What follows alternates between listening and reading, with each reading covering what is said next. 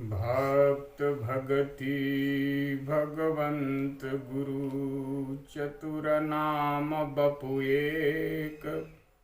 तिनके पद बंदन किए नासत विघ्न अनेक।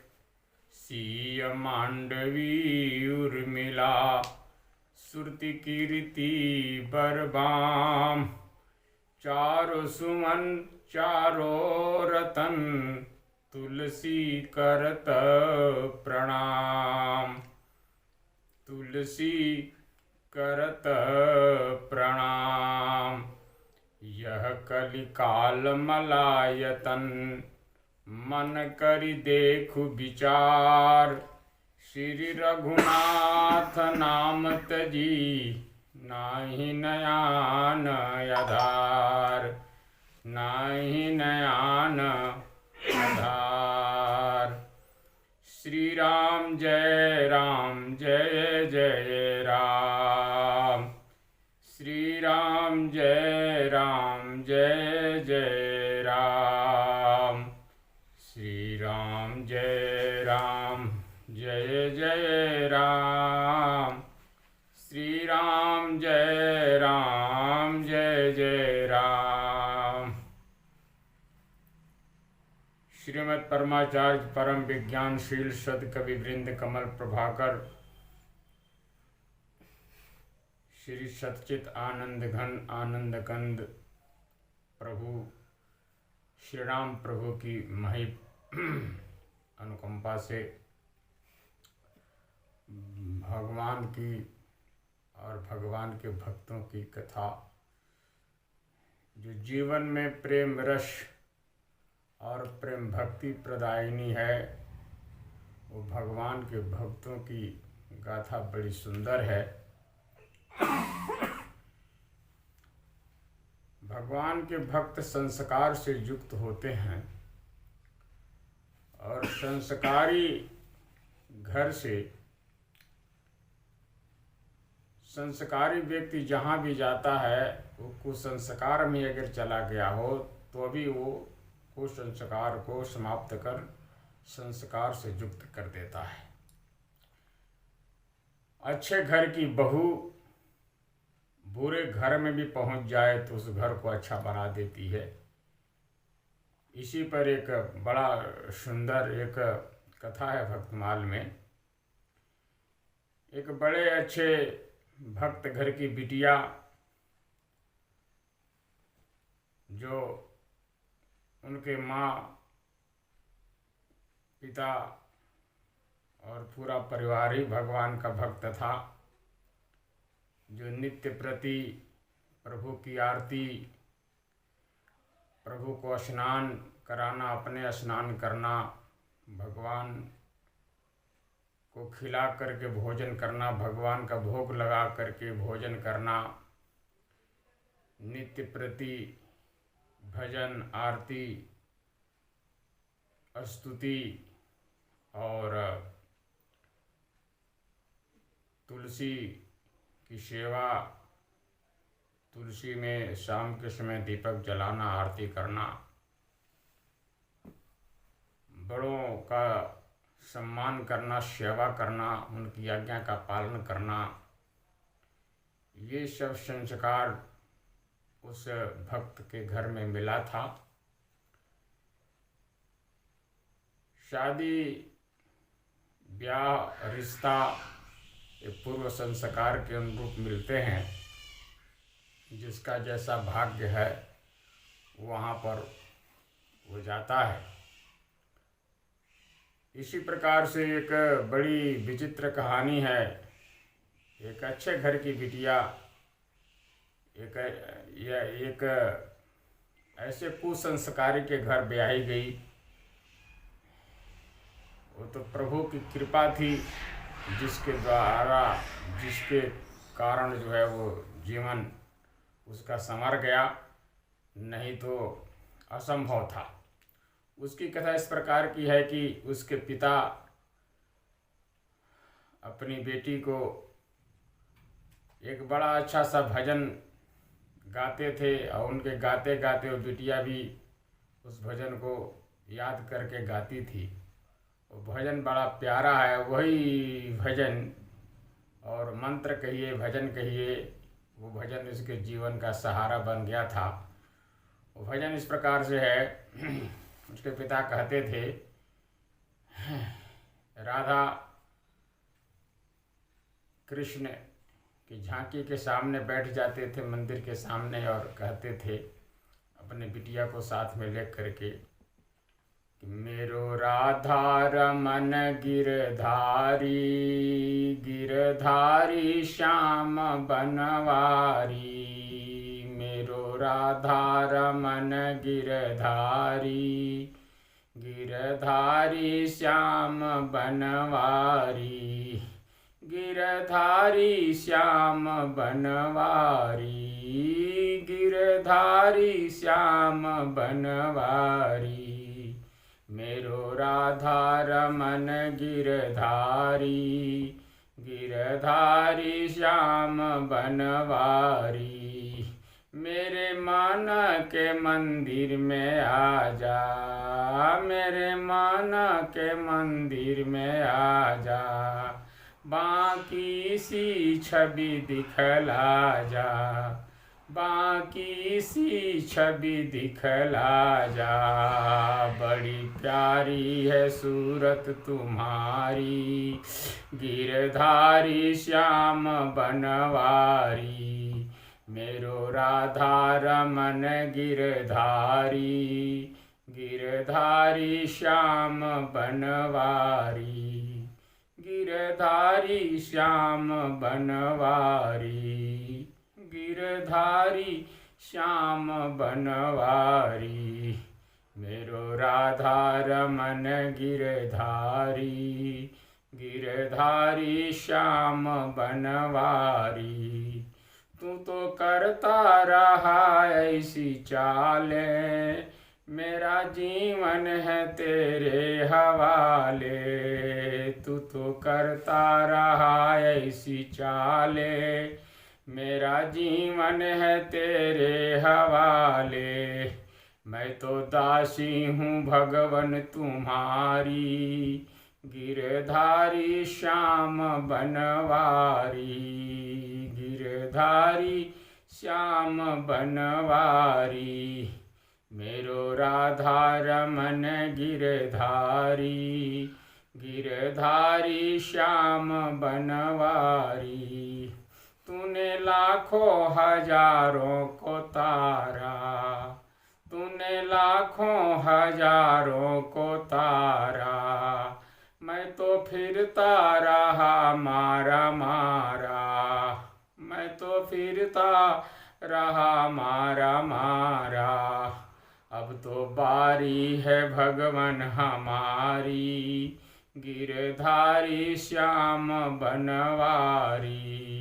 गिरधारी श्याम बनवारी। मेरो राधा रमन गिरधारी, गिरधारी श्याम बनवारी। बोलिए बांके बिहारी लाल की जय। इस प्रकार से भजन गाते थे और बिटिया भी गाती थी। संयोगवश युवावस्था को प्राप्त हुई उसका रिश्ता एक झूठे बीच के लोगों ने बड़ा धनिक देख करके और उस घर में इसको ब्याह दिया गया।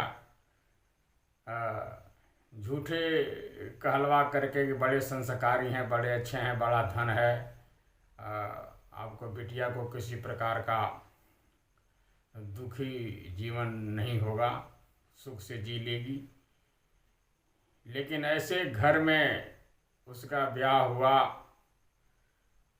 जो कहा जाता है कि बाप तो नागनाथ था और उसकी लड़के की माँ जी सापनाथ थी, और दोनों से उत्पन्न जो है विष खोपड़ा नहीं होता है, ऐसा था, ऐसा जीवन था कि इतने कंजूस कहीं देखे नहीं गए।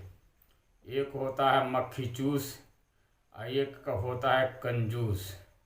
मक्खी चूस उसको कहते हैं जैसे घी में मक्खी गिर गई, हमारी घी न पी ले, उसको निकालता है, लेकिन निकालते समय उसके शरीर में जो लगा हुआ घी है वो भी न जाए, इसीलिए मक्खी को निचोड़ देता है।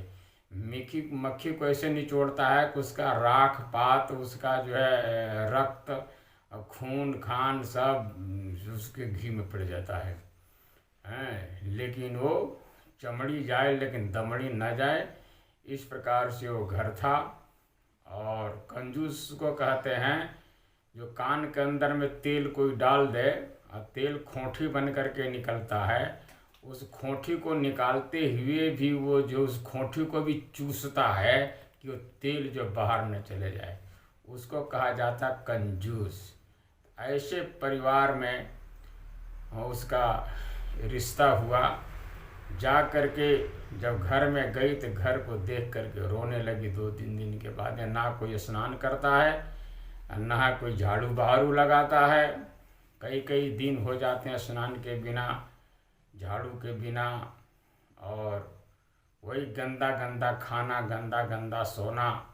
ऐसा परिवार था। उसका बेटा ऐसा था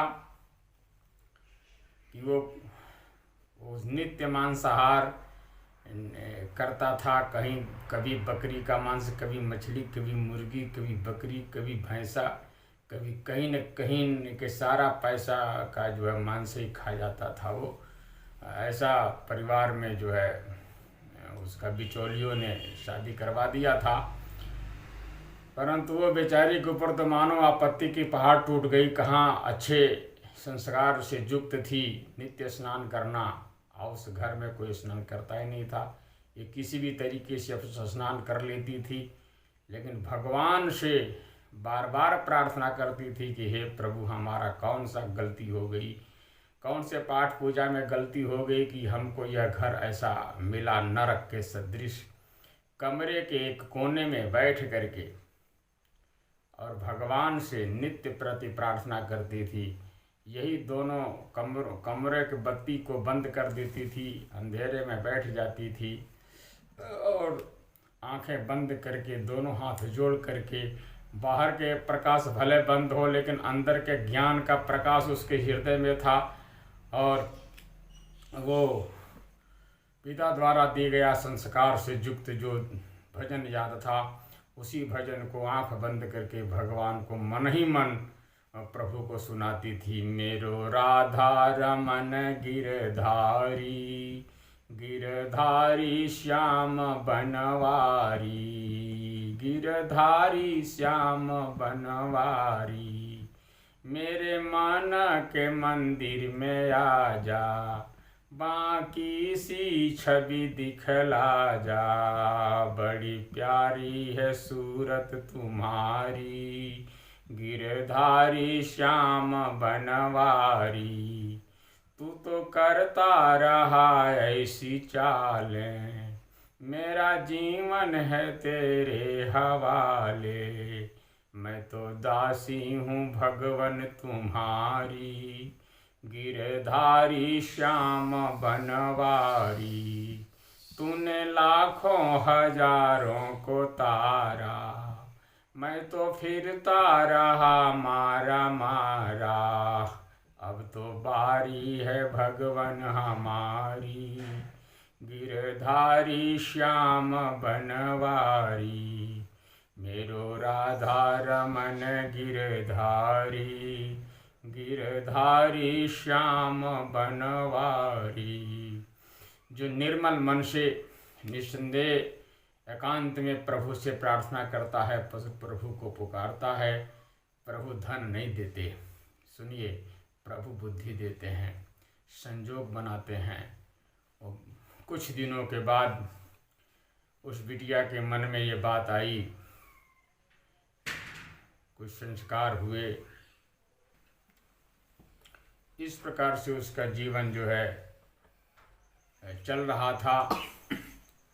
तब तक उसके मन एक वृत्ति आई। उसने सोचा कि घर का मालकिन तो सास है और सास की सेवा करने लगी बड़े प्रेम से। और सेवा करते करते वो बोली कि इस घर में तो धन ही चाहिए ना, धन आता रहे सबसे ज़रूरी है। तो हमने सुना है, हमारे यहाँ महात्मा लोग आते जाते थे, उन महात्माओं ने कहा है कि एक जड़ी है, घर में लगा दी जाए तो उससे धन बढ़ने लगता है। तो आप कहो तो उस जड़ी को मंगाऊं। तो धन किसको न चाहिए। धन सुन करके उसकी सास ने कहा कि ठीक है मंगा ले। तो वो जड़ी थी तुलसी। तुलसी 3 साल की जिसके घर में एक जैसे रह जाती है, वो घर धन धान से पूर्ण हो जाता है, ऐसा वर्णन है। लेकिन तुलसी ऐसी है कि वो 6 महीना बाद 3 महीना बाद बुझ जाती है। अगर उसकी तरीके से सेवा किया जाए, 3 साल तक वो एक जगह पर रह जाए, तो वो जो है धन धान से पूर्ण कर देती है। उसकी जड़ें जो है, उसकी मिट्टी जो है कई बीमारियों को समाप्त कर देती है, ऐसा तुलसी जी का वर्णन है। तो अपनी सास की आज्ञा पा करके उन्होंने अपने नैहर से वो तुलसी मंगवाई और तुलसी को आंगन में बो दिया और रोप करके नित्य प्रति वो आरती गाने लगी। आरती करती थी। तो जब वो आरती करती थी ओम जय जगदीश हरे, तो उसका जब पति आता था, उसका पति नहीं ला करके दिया था वो तुलसी जी को। और कुछ दिन के बाद में जब करीब 6 महीने हो गए, तो उसका पति जो है वो जब वो कीर्तन, वो भजन, वो आरती करती थी, तो ओम जय जगदीश हरे, ओम जय जगदीश हरे, तो उसका पति आकर के नाक से उसको चिढ़ाता था, ओम जय जगदीश, ऐसे ऐसे नाकों से चिढ़ाता रहता था कि इसकी आरती बंद कर दे, ये क्या कह रही है। तो उसके मन में ही होता था कि अब तक तो ये पुण्य का काम इन्होंने एक बार किया है कि तुलसी ला के दिया, अब घर में दूसरे भी अगर सुधर जाएं तो अच्छी बात है। तो कुछ दिन गया, ऐसे समय व्यतीत हो रहा था, तब तक प्रयागराज का मेला लगा, कुंभ आया। कुंभ के टाइम में सब जगह से लोग जाते हैं मेला करने के लिए। तो बिटिया ने सोची कि सास को एक बार नहलवा दिया जाए, तो बहुत नहाई नहीं है, नहलवा दिया जाए तो बड़ा अच्छा सा काम होगा। तो अपने सास से बोली कि नहान लगा है और नहा जो लेता है उसके घर में बहुत संपत्ति आ जाती है, तो आप एक काम करो कि आप चलो और हम दोनों नहा के आते हैं। तो बहुत संपत्ति आती है। तो हाँ, बहुत संपत्ति आती है। तो ये कह करके और अपने सास को कुछ पैसे वैसों का भाड़ा का जुगाड़ करके और स्नान करने ले गई। तो वो ठंडी में स्नान होता है वहाँ, जनवरी के माह के महीने में। तो वो लोगों को देखते ही डरी, तो लोगों को भीड़ से थोड़ा अलग हटा करके ले गई वो, और अपने तो नहा लिया। नहाने के बाद किसी के साथ करे, मेरे को ठंडा लगता है, मैं कैसे जाऊँगा, आनाकानी करने लगी। उसने बिटिया ने सोची कि इतना करके तो यहाँ तक लाई हूँ और यहाँ भी बिना स्नान करके चली गई तो बहुत बड़ा पाप होगा, तो यहाँ ज़बरदस्ती स्नान करवा देना चाहिए। उसने सास को बाँह को ज़बरदस्ती पकड़ करके और नदी में डाल दिया। और जैसे वो नदी में गिरी और पूरा शरीर भींजा, और जब ऊपर आई तो बड़ा अच्छा सा लगा उसको, क्योंकि नहाने से पहले ठंडा लगता है, नहाने के बाद में ठंडी भाग जाती है।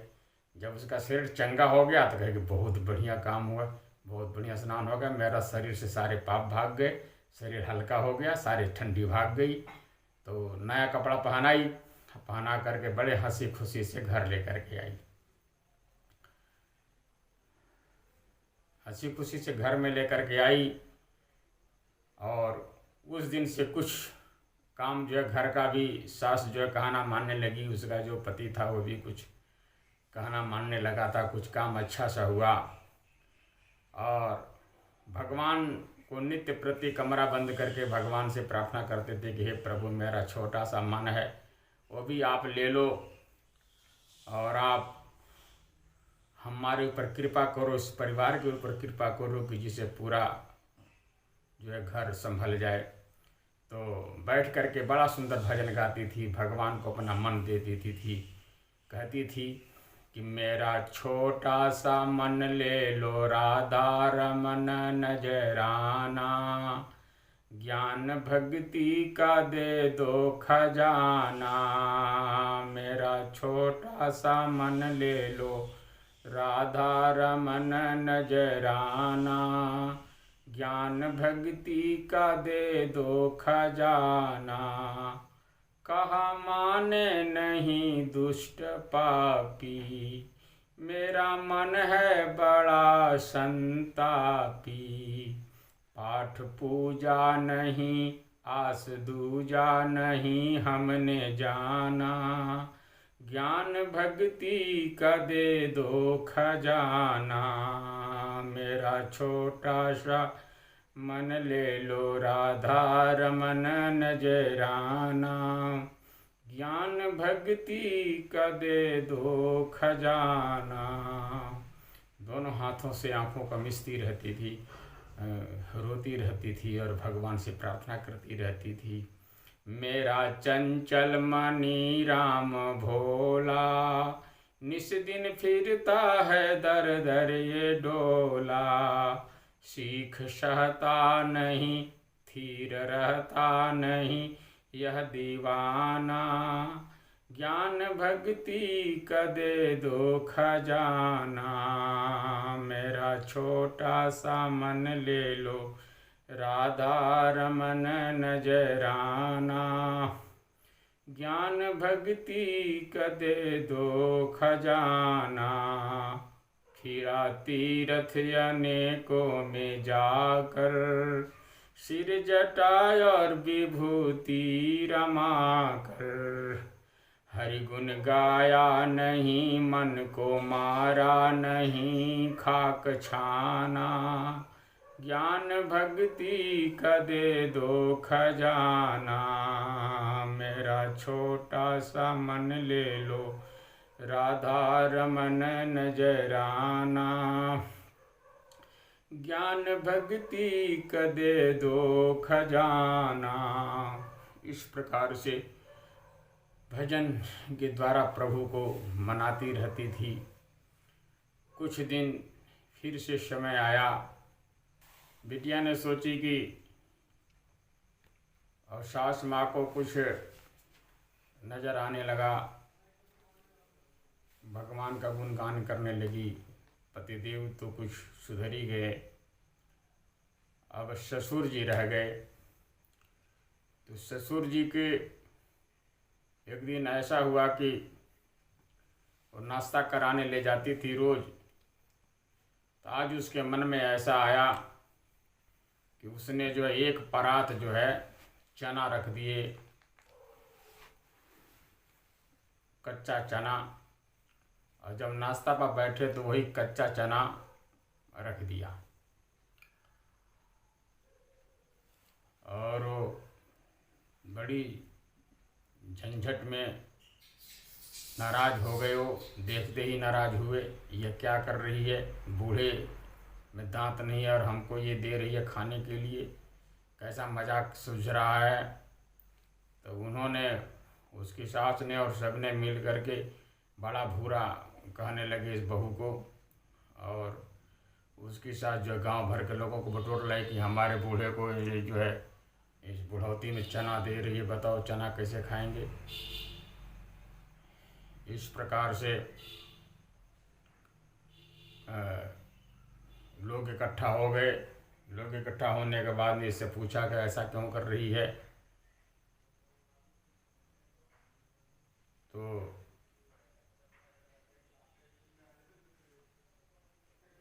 इसके पहले एक कथा और है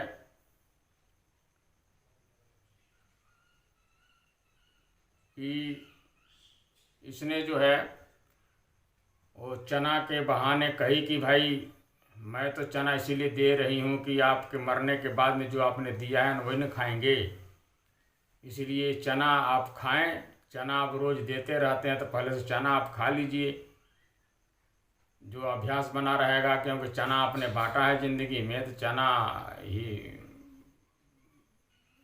मिलते रहना चाहिए। तो उनके मन में बड़ा सा संकोच हुआ। उन्होंने कहा कि नहीं, अब अच्छी चीज़ ही दिया करेंगे। इस प्रकार से उस घर में कुछ खुशियाँ आई, और खुशियाँ आने के बाद में एक बार फिर मेला लगा। तो तीनों को लेकर के तो गंगा नहाने पहुंचती है प्रयागराज में, और गंगा मैया का आशीर्वाद से परिवार सुधरा है।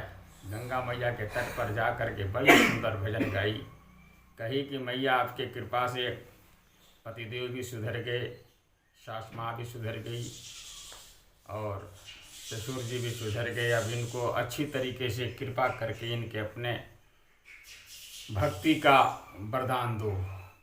तो गंगा मैया का उन्होंने बड़ा सुंदर भजन गाई है। ए हो गंगा मैया तोहरी अईनी सरनिया उद्धार कर, नैया हे गंगा मैया उद्धार कर, नैया हे गंगा मैया। ए हो गंगा मैया तोहरी अईनी सरनिया उद्धार कर, नैया हे गंगा मैया।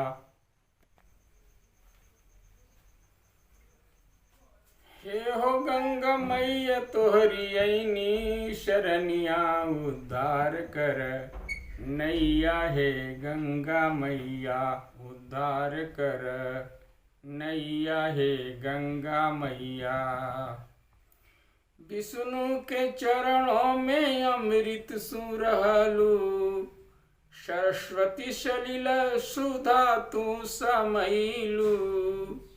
विष्णु के चरणों में अमृत तू रहलू, सरस्वती सलिल सुधा तू समैलू।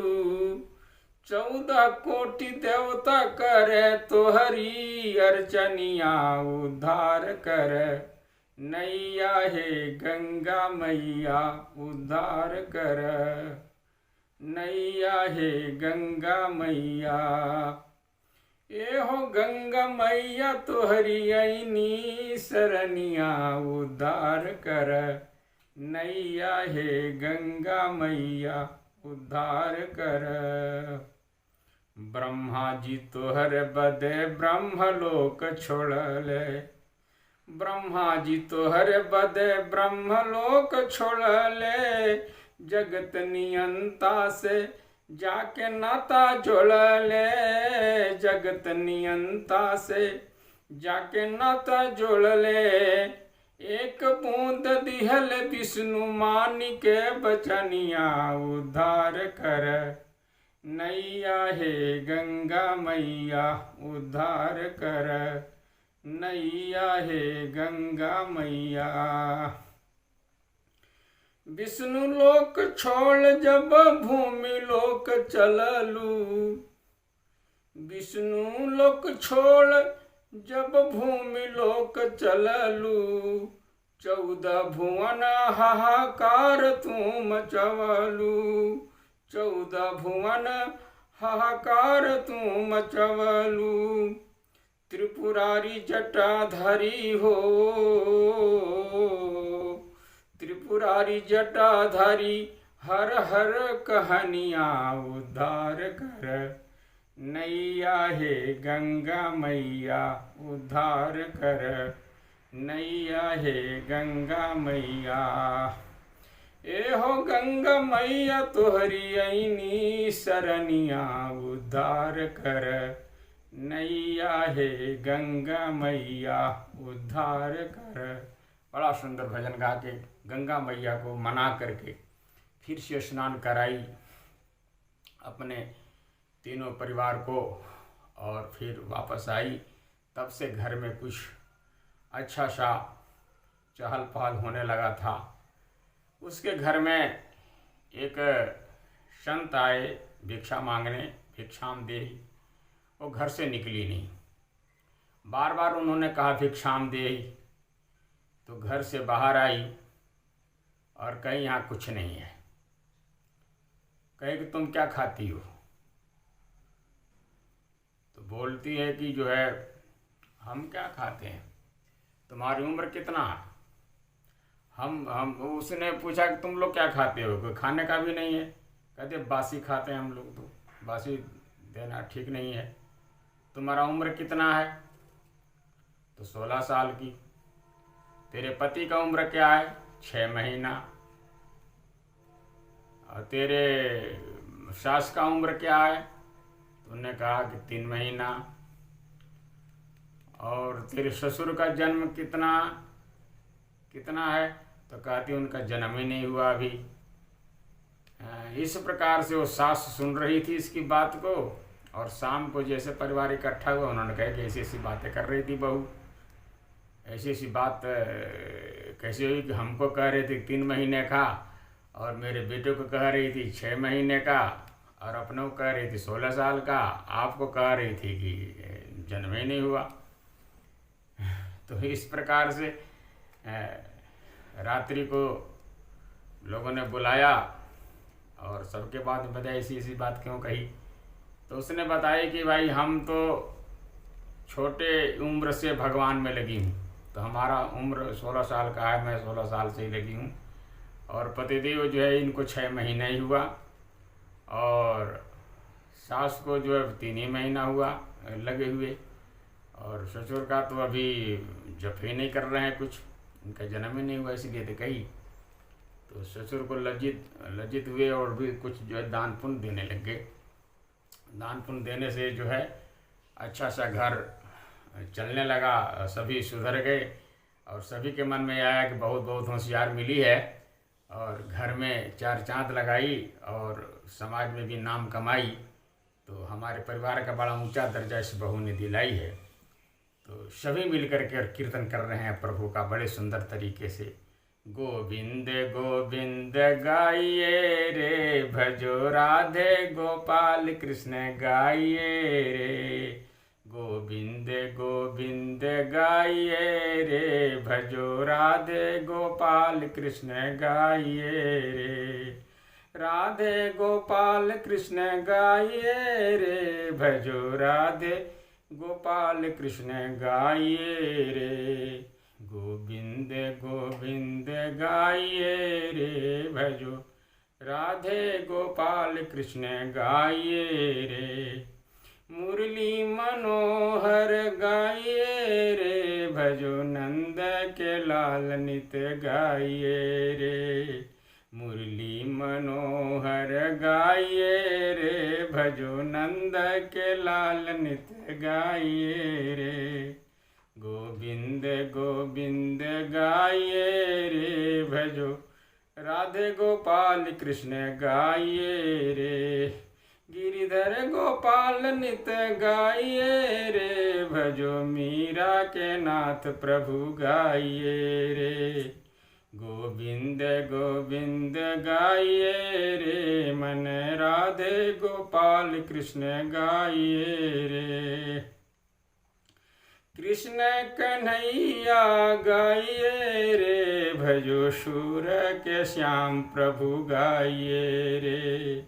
शूर के श्याम प्रभु गाइए रे। श्यामा श्याम नित गाइए रे, भजो गोपियों के प्यार प्रभु गाइए रे। गोविंद गोविंद गाइए रे, भजो राधे गोपाल कृष्ण गाइए रे। बड़े प्रेम से नित्य प्रति इस प्रकार का कीर्तन भजन होने लगा, और कीर्तन भजन करने के बाद ही सब अपने काम में लगते थे।